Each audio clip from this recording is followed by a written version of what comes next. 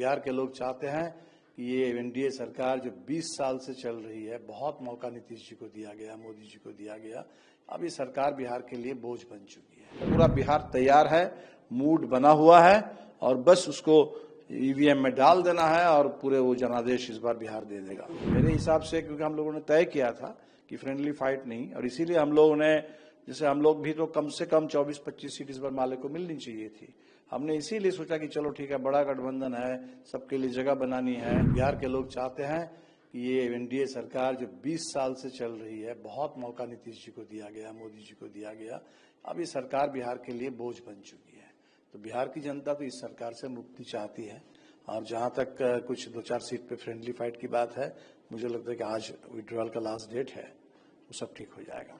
लेकिन सर, ये मौका तो तब मिला जब यात्रा पे सभी लोग थे, लेकिन जब फ्रेंडली फाइट की सीट आई तो मौका तो मिलेगा। आज कहा जा रहा है कि बिल्कुल नहीं, 243 सीटें हैं, मान लीजिए उसमें अगर 2-4-5 सीट पर कुछ अगर हो भी जाए तो उससे तो बात बनती नहीं है। और जो ऊपर आप समन्वय कह रहे हैं, उससे बहुत ज्यादा समन्वय नीचे है, लोगों के बीच में।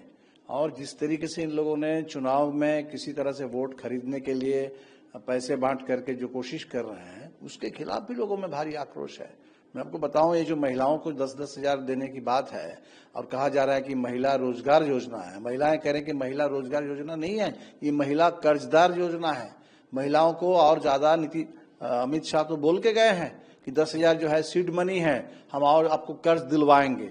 तो ऑलरेडी महिलाएं कर्ज से परेशान है, वो कर्जा माफी की मांग कर रही हैं महिलाएं। तो हमें लगता है इनका एक एक जो भी पैसे की भी बात कर रहे हैं, उससे भी लोग बहुत खफा है। नौजवान को आप 1,000 रुपए का आप दे रहे हैं बेरोजगारी भत्ता इस समय, इतने साल से आपने रोजगार नहीं दिया, आप कह रहे कि हम देंगे। तो ये पूरे जले पे नमक छिड़क रहे हैं ये लोग, एनडीए वाले लोग खफा है। मुझे लगता है वो जो नीचे जो लोगों में आक्रोश है और जो एकता है, लोग तो इंतजार कर रहे हैं, बस 6 तारीख आने दीजिए, 6 तारीख और 11 तारीख पूरा बिहार बोलेगा और सरकार को बदल देगा। सवाल ये उठता है कि केसरी यादव के साथ अशोक गहलोत की होनी है, और संभवतः जो ये फ्रेंडली फाइट वाली सीटें हैं, इस पे जो एक विरोधाभास दिख रहा है वो विड्रॉ हो जाए, आज लास्ट डेट आप बता भी रहे हैं, और ये जो बादल छाया हुआ है महागठबंधन पे वो छट जाएगा। अब बिल्कुल हमें लगता है कल प्रेस कॉन्फ्रेंस है, और जैसे हमने कहा कि अगर मान लीजिए एक आध सीट पे कुछ रह भी जाए, उससे कोई बात फर्क नहीं पड़ने वाला है। अभी तो नॉमिनेशन भी एक कैंसिल हो गया, अब उधर एलजेपी का भी हुआ, इधर कल हमने देखा कि वीआईपी का भी एक नॉमिनेशन कैंसिल हुआ। तो ऐसी कुछ कुछ घटनाएं होती है, कुछ तकनीकी भी मामले बन जाते हैं, लेकिन इससे फर्क नहीं पड़ेगा। पूरा बिहार तैयार है, मूड बना हुआ है, और बस उसको ईवीएम में डाल देना है और पूरे वो जनादेश इस बार बिहार दे देगा। कुछ सीटों पे वापसी हो सकती है आज? बिल्कुल, हमें लगता है कुछ तो हुई है। कल भी जैसे फर्स्ट फेज का विड्रॉल में अभी आपने देखा, जैसे लालगंज की सीट है, कई और सीटें हैं, तो हमें लगता है कि कुछ और भी जो सीटें हैं वो ठीक ठाक हो जानी चाहिए मेरे हिसाब से, क्योंकि हम लोगों ने तय किया था कि फ्रेंडली फाइट नहीं, और इसीलिए हम लोगों ने, जैसे हम लोग भी तो कम से कम 24-25 सीट इस बार माले को मिलनी चाहिए थी। हमने इसीलिए सोचा कि चलो ठीक है, बड़ा गठबंधन है, सबके लिए जगह बनानी है, और हम बिल्कुल नहीं चाहते थे कि कहीं कोई फ्रेंडली फाइट है, इसलिए हम लोग 20 सीट पर तय करके हम आगे बढ़ चुके हैं। तो पर्सनली आप ये चाहते हैं कि फ्रेंडली फाइट कुछ एक सीटों को छोड़ दिया जाए, तो इसमें सेक्रीफाइस ज्यादा किस पार्टी को करना पड़ेगा? किसी को भी नहीं, हमें लगता है कि इसको ये कोई सेक्रीफाइस नहीं है। मान लीजिए 2-4 सीट कम ज्यादा, ये कोई सेक्रीफाइस नहीं है। आप बिहार को देखिए, बिहार की जनता को समझिए, बिहार क्या चाह रहा है उसको देखिए, उसको देख करके जब तय करेंगे तो 1 सीट 2 सीट कोई मायने नहीं रखती। बिहार की जनता आज जब आपको सुनेगी तो ये देखना चाहेगी कि फ्रेंडली फाइट सीटों पर से कैंडिडेट बिल्कुल लोग चाहेंगे, हो भी जाएगा मेरे ख्याल से। और कहीं कुछ अगर रह भी गया तो अभी भी चुनाव है, जनता को तय करना है, जनता को तय करना है। तो इसीलिए मुझे लगता है कि कभी कभी ऐसा भी हो जाता है कि हो सकता है, मान लीजिए एक आध सीट पे हम मान लेते हैं कोई ड्रॉ भी नहीं हो पाया किसी कारण से, उसके बाद भी तो घोषणाएं होती हैं। तो पूरी एकता के साथ हम लोग हैं मैदान में, और नीचे से जबरदस्त जनता का दबाव है, ये जन दबाव है। और ऊपर मान लीजिए कुछ नेता अगर कुछ भी एक कोई सीट को लेकर के कुछ ज्यादा अड़ जाए, लेकिन नीचे जनता बिल्कुल तैयार है कि एकदम कहीं भी इस बार एकता टूटनी नहीं चाहिए। और जो वोटर अधिकार यात्रा से या उससे पहले से भी जो माहौल बना है पूरे बिहार में, जो मुहिम तेज हुई है, जो मोमेंटम बना है, उसको कहीं से भी हमें खोना नहीं है, बल्कि उसको आगे बढ़ाना है। और 2 चरण के चुनाव में इस बार निर्णायक जनादेश दे देना है इंडिया सरकार के पक्ष में बनाने के लिए, और एनडीए सरकार को गद्दी से हटाने के लिए। कॉन्फ्रेंस की बात कर रहे हैं तो ज्वाइंट एकजुट एकजुटता? बिल्कुल बिल्कुल वो है। पूरे सीटों के बारे में जैसे लोग कह रहे हैं कि अभी अलग अलग दलों से ऐलान हुआ है, लेकिन एक साझा ऐलान अभी तक नहीं हुआ है। वो हो जाएगा। वो सारी बातें जो लोग साझा देखना चाहते हैं वो बातें आ जाएंगी। कल प्रेस कॉन्फ्रेंस में परंपरागत रूप से साझा सीट शेयरिंग फॉर्मूला सामने आया। बिल्कुल, हमें तो यही लगता ही है। माने आज अगर जो विड्रॉल के फाइनल चरण है उसमें वो हो जाएगा और बिल्कुल बात आएगी। कल कितने बजे से प्रेस वार्ता होगी? कल अभी तक जो मेरी जानकारी है कल 11 बजे प्रेस कॉन्फ्रेंस तय है। कल सुबह 11 बजे। उसके बाद आप लोग कैंपेन ड्राइव शुरू करेंगे? कैंपेन तो देखिए थोड़ा सा दबाव इस बार जरूर है कि अभी दिवाली, छठ ऐसे समय में चुनाव आयोग ने इस बार चुनाव तय किया, तो लेकिन हम लोग करेंगे। फिर भी इसमें बिहार की जनता भी तैयार है। जैसे हमारी पार्टी, हम तो अभी राजगीर जा रहे हैं। 26 तारीख को हमारे सबसे बड़े नेता जो थे बिहार की पार्टी के संस्थापक कमरेड राम नरेश राम, और बिहार के सबसे जिनको रिस्पेक्ट करते हैं कम्युनिस्ट नेता, उनकी 15वीं बरसी है। हमें पदयात्रा करेंगे पूरे भोजपुर में, उनके गांव एकवारी से जो सोन के किनारे जहां उनकी मूर्ति लगी हुई है वहां तक 10 किलोमीटर की पदयात्रा होगी, परिवर्तन संकल्प यात्रा। तो कुछ कुछ कार्यक्रम है जो पार्टियों का अलग अलग भी होगा, लेकिन हम उम्मीद करते हैं कि छठ के बाद जो आखिरी चरण होगा उसमें सब लोग मिलकर के ताकत झोंकेंगे और पूरे बिहार में ये संदेश जाएगा। तो लेफ्ट पार्टी को लेकर एक धारणा लोगों में, तेजस्वी यादव की जो बात है हर घर नौकरी देने को लेकर, इसको बीजेपी, जेडीयू, एनडीए सब डिकोड कर रही है कि दुनिया के बड़े बड़े अर्थशास्त्रियों से उनको पूछना चाहिए, बताना चाहिए। वो सिर्फ बेबुनियाद बेकार की बातें कर रहे हैं तेजस्वी यादव, उनको कोई समझ नहीं है, कोई नौकरी नहीं दे पाएंगे और लोगों के वोट को ठगना चाहते हैं। लेफ्ट पार्टी उनके वायदे को कैसे देखती है? नहीं, पहली बात देखिए, रोजगार अगर कोई यूनिवर्सल एम्प्लॉयमेंट है, ऐसा तो मेरे ख्याल से बिल्कुल ये संभव है, किया है दुनिया भर में देशों में। अभी आप देखिए तो आपने रूरल एम्प्लॉयमेंट गारंटी एक्ट लाया है। अगर एक रूरल एम्प्लॉयमेंट गारंटी एक्ट हो और एक अर्बन एम्प्लॉयमेंट गारंटी एक्ट हो, तो क्या एम्प्लॉयमेंट गारंटी संभव नहीं है? मोदी सरकार कह दे कि एम्प्लॉयमेंट की गारंटी नहीं की जा सकती है, ये तो मांग है। अब इसको कैसे करेंगे? उसमें मान लीजिए हर घर जहां जहां सरकारी नौकरी है पहले से उनको छोड़िए, बाकी घरों में सरकारी नौकरी। हमें तो लगता है कि बिल्कुल इस समय बिहार में जो काम चल रहा है, सरकार अगर अपने पूरे काम को थोड़ा और फैलाए, बिहार में शिक्षा, बिहार में स्वास्थ्य, जिस पर ये सरकार भाग रही है, स्कूलों को बंद कर रही है। आप स्कूल को क्यों बंद कर रहे हैं? और ज्यादा बिहार को स्कूल चाहिए, बिहार में और ज्यादा आपको हेल्थ का इंफ्रास्ट्रक्चर चाहिए, बिहार में एम्यूनिटीज चाहिए। बिहार में आपको, आप देख लीजिए बड़े शहर में, पटना में फ्लाईओवर से जैसे आप नीचे उतरेंगे आपको कहीं कोई नागरिक सुविधा नजर नहीं आएगी। तो नागरिक सुविधा की गारंटी अगर सरकार करे शहर में और गांव में तो काम ही काम है। क्यों नहीं सरकार रोजगार दे सकती है? तेजस्वी यादव रोजगार को लेकर कर रहे हो, अगर जनता आशीर्वाद देती है, सरकार आप लोग बनाते हैं, तो सवाल आपसे भी जनता पूछेगी नौकरी कहाँ गया? बिल्कुल बिल्कुल वो पूछेंगे और अच्छा है, अच्छा है। चुनाव में, लोकतंत्र में जनता सवाल पूछती रहे, जनता का दबाव बना रहे और तभी सरकारें काम करती है। लेकिन बात तो हो रोजगार को लेकर के। ये लोग क्यों बोल रहे हैं कि रोजगार नहीं संभव है, रोजगार जरूरी नहीं है, और रोजगार के नाम पर झूठ बोल रहे हैं। हमने कहा जैसे कि महिला रोजगार योजना जिसको बताया जा रहा है वो दरअसल महिला कर्जदार योजना है, कर्ज में फंसाना चाहते हैं पूरे बिहार को। जेएमएम अभी भी इंतजार में है। जेएमएम हालांकि इंडिया गठबंधन में अनाउंसमेंट के बाद भी अभी तक वेट में है कि गठबंधन की मर्यादा बनी रहे, लेकिन अगर आप लोग को सीट ही नहीं देनी है तो जेएमएम नहीं, अब तो सीट की कहाँ बात है, नॉमिनेशन तो खत्म हो गया है। हम लगता है जेएनएम ने तय कर लिया कि हम बिहार में नहीं लड़ेंगे, और मेरे ख्याल से ये ठीक फैसला है कि बिहार में इस समय इस चुनाव में जहां इतना ऑलरेडी दबाव है तो जेएमएम न भी लड़े। जेएमएम पूरे इंडिया गठबंधन के एक महत्वपूर्ण घटक दल है।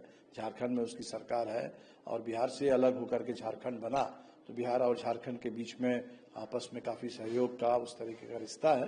तो मेरे ख्याल से चुनाव लड़ने और ना लड़ने से फर्क नहीं पड़ता।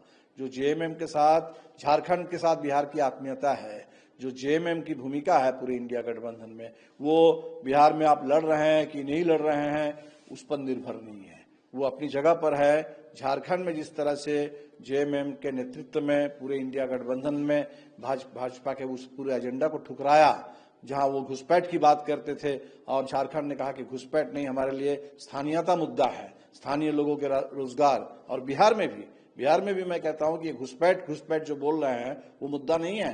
मुद्दा है पलायन, मुद्दा है बिहार के स्थानीय लोगों को रोजगार में प्राथमिकता मिले, स्थानीयता मुद्दा है, घुसपैठ मुद्दा नहीं है। ये आप प्रशांत किशोर की बात कह रहे हैं, लेकिन प्रशांत किशोर को अब आप देखते कहाँ हैं? क्योंकि अमूमन आप लोग आरोप लगाते थे कि उनकी नजदीकियां किस पार्टी से है, जब जाहिर है अब वो उन्हीं पार्टी पे आरोप लगा रहे हैं। अमित शाह के बारे में अब वो परेशान है, उनके तो बहुत सारे लोगों को भाजपा ने तोड़ लिया, वो नॉमिनेट कर रहे थे और वो सबको भाजपा वाले कह रहे हैं कि भाई हमारे समर्थन में बैठ रहे हैं, हमारे समर्थन में बैठ रहे हैं। ये तो दिख रहा है। प्रशांत किशोर जी भी शायद बहुत लेट से समझ रहे हैं चीजों को, बोल रहे हैं।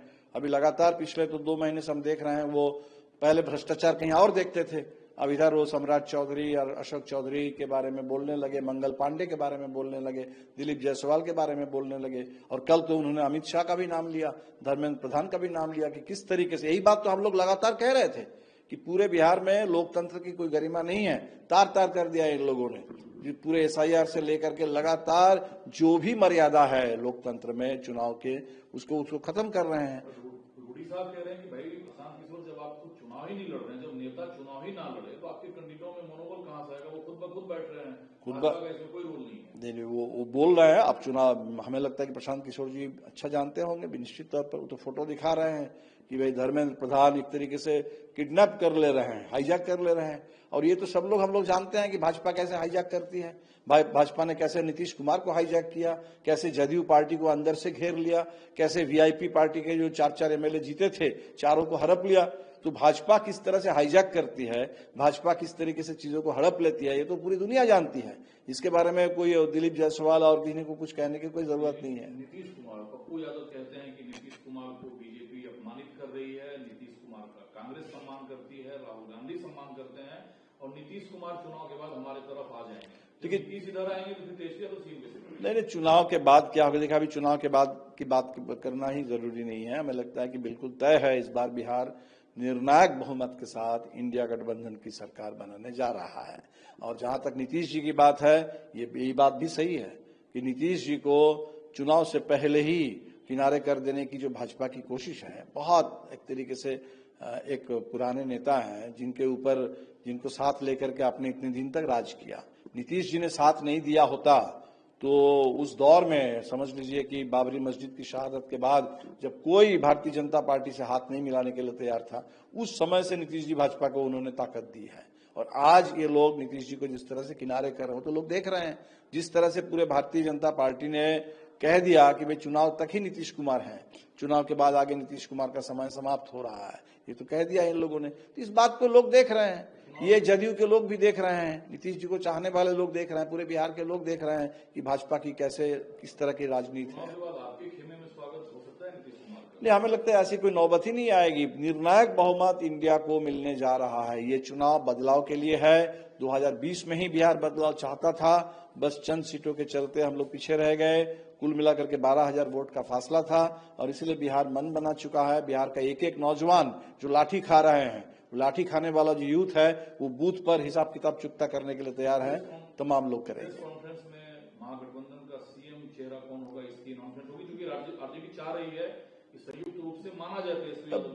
बिल्कुल, हमें लगता है कि देखिए अभी तक औपचारिक घोषणा नहीं हुई, तो अब औपचारिक घोषणा भी हो जाएगी। और बिल्कुल हो जाएगी। क्यों नहीं, इसमें तो कोई है ही नहीं, इसमें किसी तरह का कोई कंफ्यूजन नहीं है। अब एक बात हम बार बार कह रहे थे शुरू से कि इधर औपचारिक घोषणा हो चाहे ना हो, पूरे बिहार को मालूम है कि भाई इंडिया गठबंधन को जैसे ही बहुमत मिलेगा तो तेजस्वी यादव मुख्यमंत्री बनेंगे। और उतना ही सही है कि एनडीए वाले लाख कह दे कि नीतीश कुमार, अब नीतीश कुमार उनके मुख्यमंत्री के नहीं है। वही बात अखिलेश प्रसाद सिंह ने कहा कि कल मैंने उनसे बात की कि अब तक मैं अखिलेश प्रसाद सिंह कह रहा हूं कि तेजस्वी यादव मुख्यमंत्री चेहरा है, कल से आपको गठबंधन के लोग और कांग्रेस के बाकी नेता भी कहते दिखेंगे। तो क्या प्रेस कॉन्फ्रेंस में घोषणा होगी उनकी? मुझे तो उम्मीद है, क्योंकि वो हम लोग इंतजार कर रहे थे कि टोटल सीट शेयरिंग के साथ एक पैकेज के तौर पर कंप्लीट घोषणा एक साथ हो, तो हमें तो उम्मीद है कि घोषणा हो जाएगी। हाँ बिल्कुल। लेकिन पप्पू यादव जी राग खाने हुए हैं कि भाई तेजस्वी यादव के नाम का ऐलान कैसे होगा? अगर ऐलान हुआ तो गठबंधन को नुकसान है, सभी पार्टी को नुकसान है। अब ये पप्पू जी का विचार हो सकता है। पप्पू जी अभी पता नहीं कहाँ किस पार्टी में है, कांग्रेस में शायद हैं, उनका व्यक्तिगत विचार हो सकता है, उस पर मैं कुछ नहीं कह रहा। हाँ तो ठीक है, तो लेकिन कांग्रेस पार्टी का विचार तो है नहीं, कांग्रेस के किसी नेता को तो हमने कहते हुए सुना नहीं है। माले कांग्रेस मुकेश सहनी आरजेडी सब मिलकर तेजस्वी यादव को बिल्कुल ये तय है इंटरनली तो तय है। अब उसी बात को औपचारिक तौर पर ऐलान करना है और क्या है।